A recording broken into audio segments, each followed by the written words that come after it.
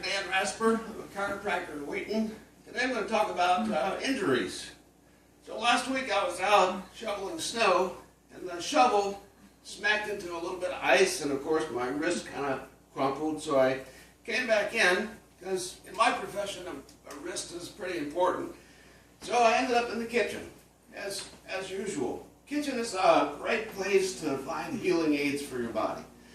So when you hurt a wrist or ankle, you always want to think of RICE.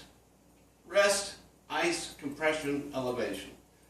Rest is pretty self-explanatory. Stop doing what hurts yourself. Ice.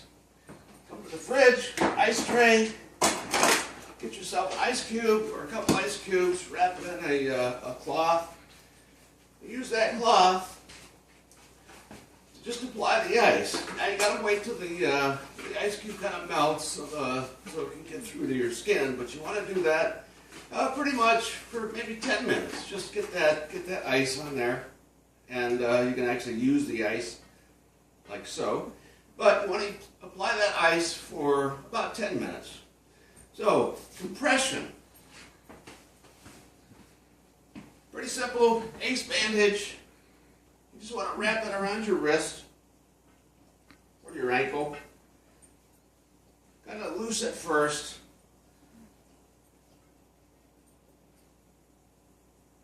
And then kind of tighten it up. And the best thing to do, to tell if you've got it too tight, is just to compress your hand like this. Make a fist a few times. And you'll see it kind of blanch. And then you'll see it start to fill up with blood. As long as it fills up with blood in like, 10, 15, 20 seconds, you're fine. And then just secure the ace with a rubber band. So that's compression. Now, elevation. Your heart is here. Your body part has to be above your heart. The best thing to do is just lay down and keep your body part above your heart. If it's your ankle, you want to lay down, get that ankle above your heart. So a lot of people think that raising their foot is enough for elevating. It isn't. The foot has to be above the heart, or the hand has to be above the heart. So,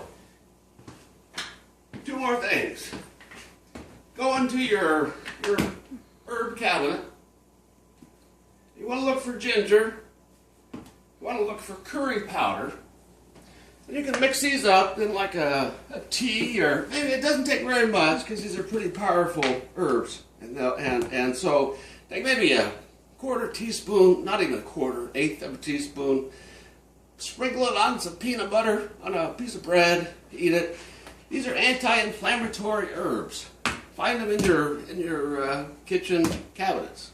So, just to go over again what I went over: rest, ice, compression, elevation.